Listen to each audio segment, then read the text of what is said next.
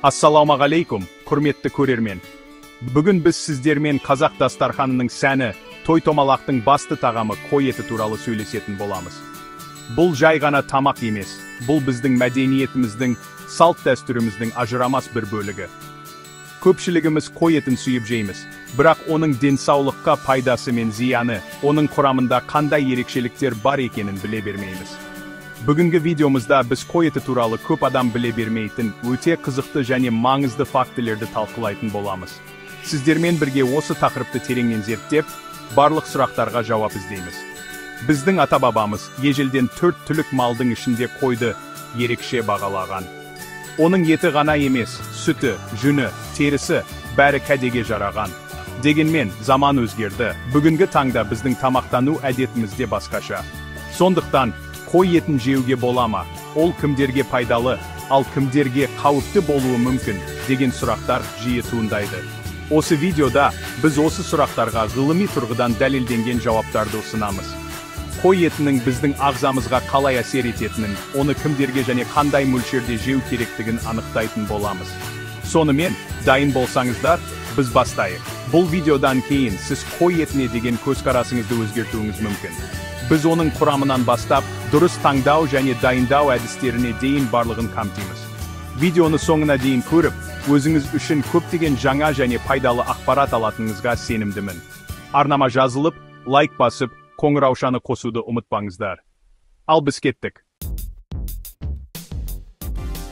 Ең алдымен, қой етінің құрамына тоқталайық. Бұл еттің негізгі артықшылығы, оның ақуызға, яғни протеинге өте бай болуында. Ақуыз біздің бұлшықеттеріміздің негізгі құрылыс материалы. Спортпен шұғылданатын, ауыр физикалық жұмыс істейтін адамдар үшін қой еті таптырмас күш-қуат көзі болып табылады.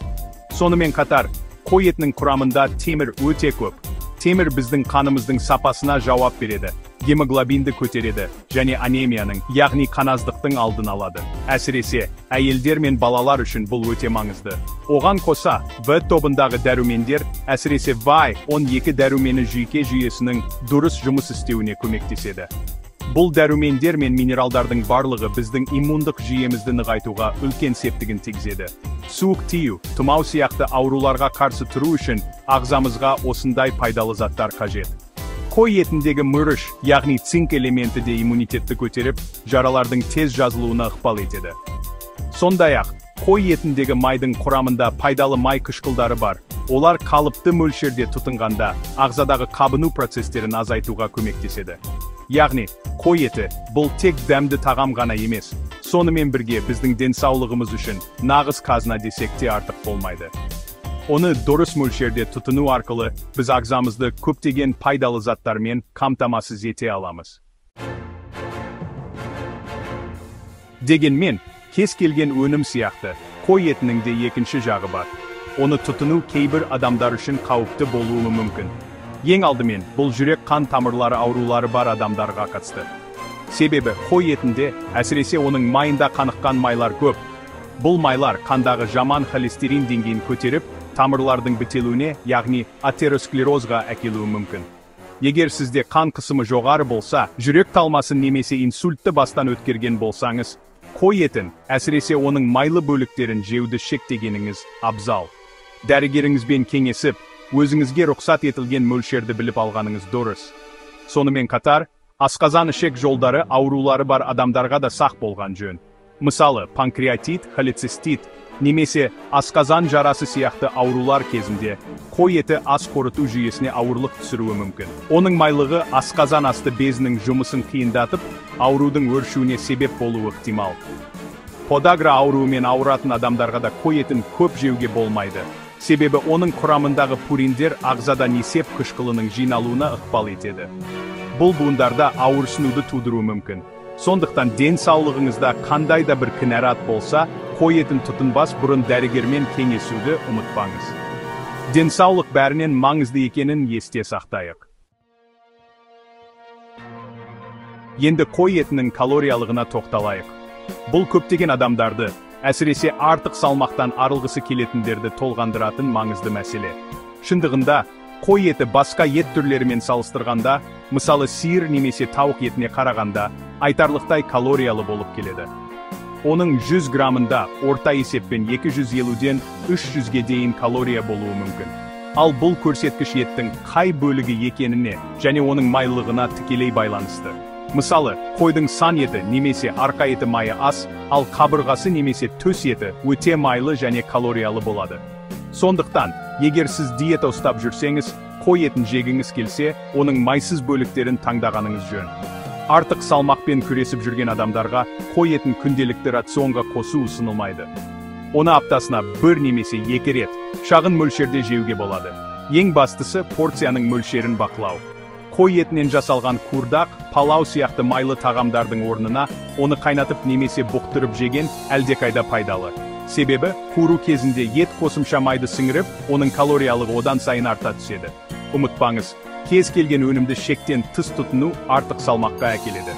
Сондықтан, дұрыс тамақтанудың алтын ережесі тепе-теңдікті сақтау.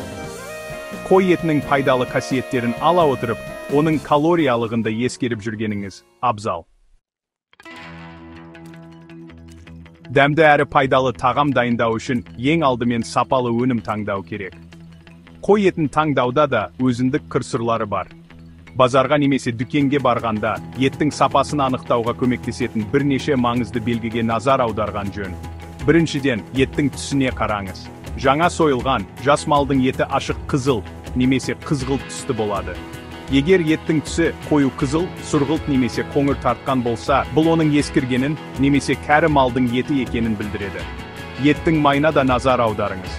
Жас қойдың майы ақ немесе сәл крем түстес және қатты болады. Сары түсті, борпылдақ май малдың кәрі болғанның белгісі.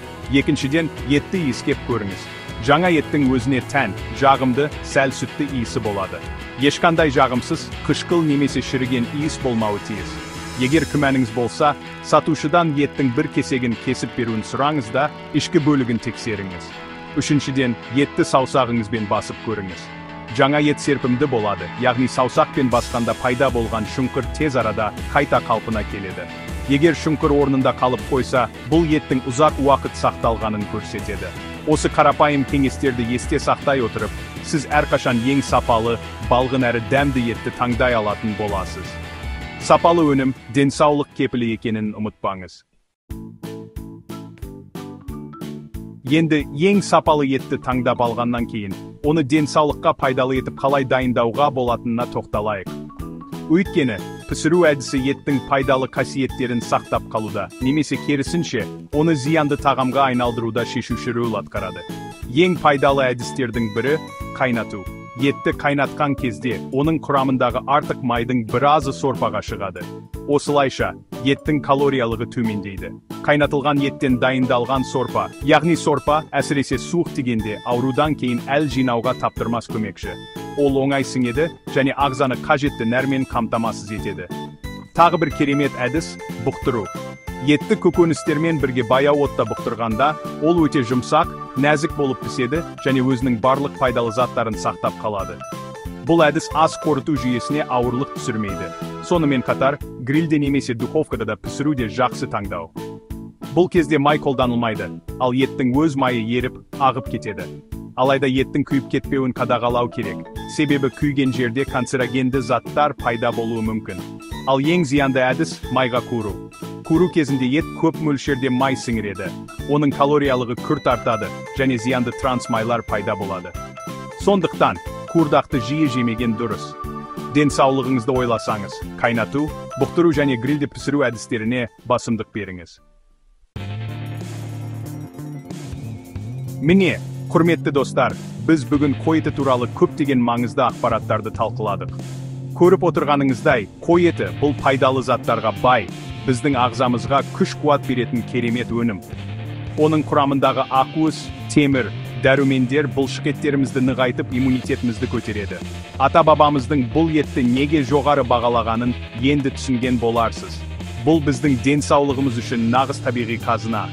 Дегенмен, әр нәрсенің өз шегі болуы керек екенін ұмытпайық. Қой етін шектен тыс көп жеу, әсіресе денсаулығында кінәраты бар адамдар үшін зиянды болуы мүмкін. Оның жоғары калориялығы мен майлылығын ескеріп, оны дұрыс мөлшерде және дұрыс дайындау әдістерімен тұтынған абзал. Ең бастысы, өз ағзаңызды тыңдай білу. Қой етін дұрыс тұтынып, денсаулығыңызды сақтаңыз. Денсаулық зор байлық екенін әрқашан есте ұстайық. Осымен бүгінгі видеомыз өз мәресіне жетті. Егер сіздер үшін пайдалы болса, мен өте қуаныштымын. Қой етіне қатысты қандай да бір сұрақтарыңыз немесе өз ой-пікірлеріңіз болса, міндетті түрде төмендеп пікірге жазыңыздар. Әрбір пікірді оқып, жауап беруге тырысамын. Арнама жазылып, лайк басуды және достарыңызбен бөлісуді ұмытпаңыздар. Келесі кездескенше аман сау болыңыздар.